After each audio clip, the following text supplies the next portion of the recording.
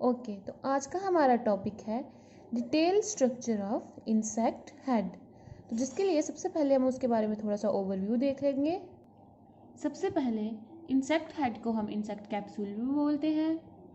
ये इंसेक्ट की eyes, antennas, jaw सबको सपोर्ट प्रोवाइड करता है।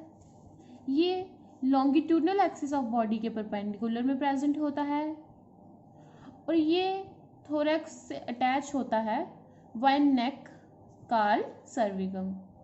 तो एक्चुअली सर्विकम होता क्या है? ये एक थिन मेम्ब्रेनस स्ट्रक्चर होता है जो कि सर्विक्स से बना हुआ होता है और इसमें सर्विकल स्क्लेराइड्स भी होते हैं। उसके बाद से हम देखेंगे स्ट्रक्चर।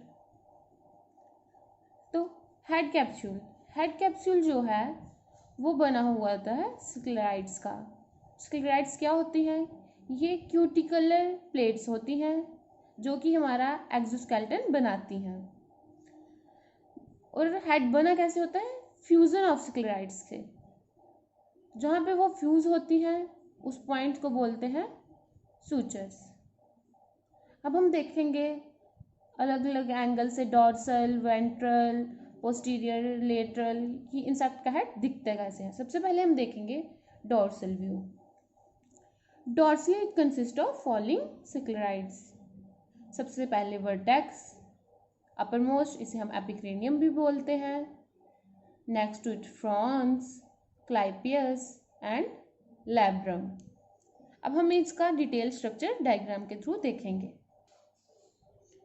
सबसे पहले हम देखेंगे वर्टेक्स। ये सारा है vertex. It is the uppermost part of dorsal surface. ये डॉर्सल सरफेस का अपर मोस्ट पार्ट होता है। It is divided by a Y shaped, this is Y shaped median suture called as epicranial suture. ये epicranial suture इसको दो पेराइटल्स में divide करता है। These both are पेराइटल्स। पेराइटल्स bear a pair of compound eye.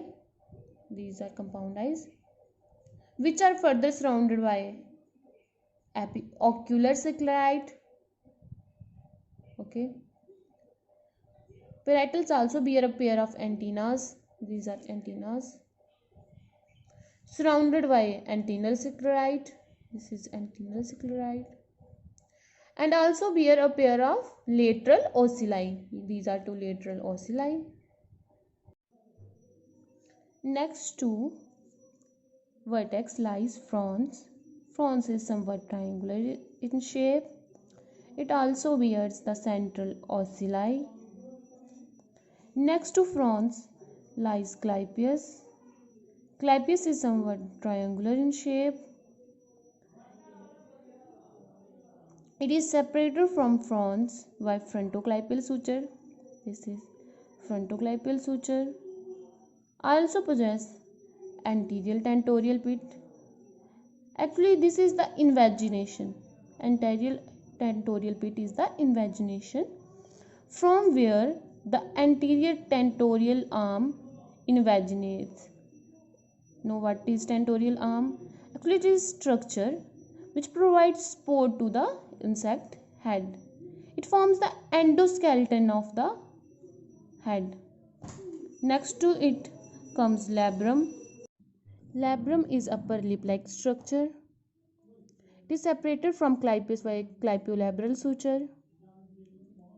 It can move freely. It can move upward, downward, anteriorly, posteriorly.